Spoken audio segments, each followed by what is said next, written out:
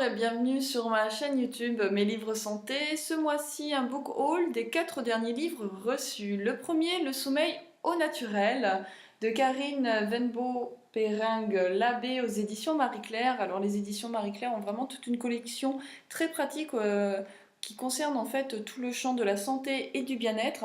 Alors ici, l'auteur aborde à la fois le fonctionnement du sommeil, mais aussi tous ses troubles, que ce soit les insomnies, que ce soit les apnées du sommeil ou le syndrome des jambes lourdes, avec à chaque fois des solutions pour y remédier. Évidemment, c'est sans pathologie sous-jacente. Alors, elle nous parle par exemple d'hydrothérapie, qui est par rapport à l'eau, elle nous parle d'aromathérapie, de l'alimentation ou des fleurs de Bach, avec toujours un regard très pratique, savoir voilà, quels aliments préférer, à quel moment de la journée, y compris pour l'activité physique, qui est déconseillée évidemment le soir pour permettre au corps de redescendre en température. Il y a aussi tout un chapitre concernant les jeunes enfants ou les bébés par rapport à leur sommeil et par rapport à tous leurs troubles de sommeil qui sont souvent en fait des troubles de l'endormissement ou aussi les cauchemars, voilà, les réveils nocturnes, comment les gérer en tant que parent. C'est un ouvrage vraiment très simple, accessible à tous. Seul petit bémol, mais vraiment pour être un petit peu embêtante, c'est par rapport aux illustrations qui je trouve sont un petit peu impersonnelles, mais sinon l'ouvrage est vraiment très très bien fait. Je continue ce book haul avec L'âge fragile de Valérie Molière aux éditions des ateliers Henri Dougier. Alors c'est un livre témoignage.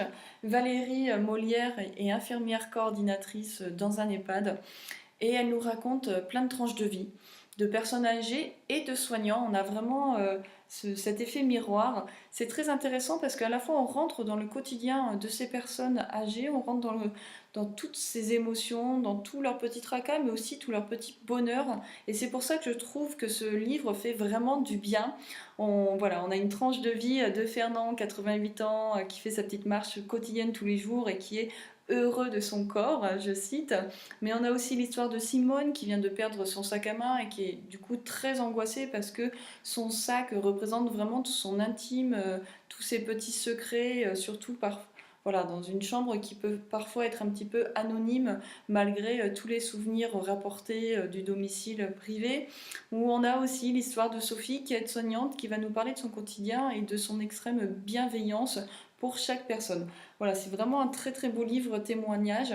Les récits sont très courts et on peut vraiment rentrer très très vite dedans et à la fois on s'attache aussi à toutes ces personnes.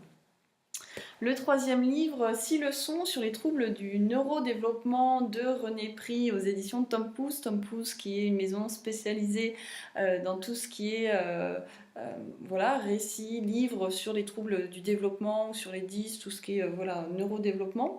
Alors ici, le neurodéveloppement, c'est tout ce qui est à la fois les troubles de l'attention, les troubles de motricité, du langage ou les troubles du spectre de l'autisme. Donc c'est vraiment très très vaste. Alors je me suis vraiment moi attachée aux deux derniers chapitres, le 5 et le 6.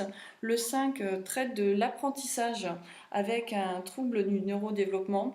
Le professeur René Pris en plus nous donne des pistes pour vraiment essayer d'aider tous ces enfants, notamment dans leur apprentissage scolaire. Et le dernier chapitre traite en fait du haut potentiel, toujours en parlant notamment des enfants qui sont diagnostiqués haut potentiel. Mais en France, voilà, c'est une notion encore floue, on manque de moyens et d'outils d'accompagnement.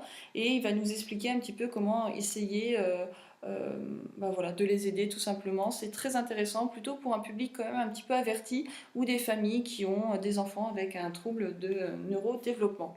Enfin, le dernier ouvrage, Le rêve, son interprétation de Paul-Laurent Assoun et co-auteur aux éditions InPress pour la collection Psy pour tous. Alors c'est un ouvrage très très intéressant par rapport à l'interprétation des rêves. Il ne faut pas y chercher un glossaire sur telle image symbolique de telle anxiété.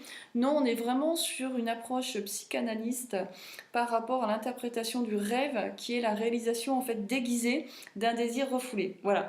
Alors pour les personnes qui sont un petit peu sensibles à la psychanalyse ou qui sont un petit peu averties aussi, cet ouvrage va vraiment apporter plusieurs pistes. Et ce qui est intéressant, c'est qu'il y a 6 auteurs qui traitent chacun d'une partie, avec aussi voilà, son écriture, mais on y rentre assez facilement malgré un petit peu la technicité de la psychanalyse. Voilà, sur ce, bah, je vous souhaite une très bonne lecture et à bientôt.